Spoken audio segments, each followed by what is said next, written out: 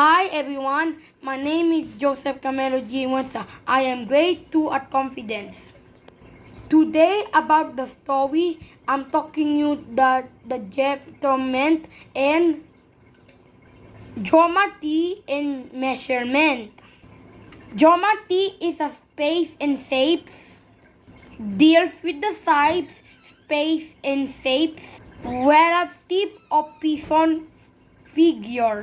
position of figures. It includes studying lines and curves and points and surfaces, while measurement is quantification, the process of determining the size or magnitude of an object. This grammatical and this involve calculating perimeter, distance around, area, surface and space, and volume capacity. That's all about the story of geometry and measurement. Salamat po.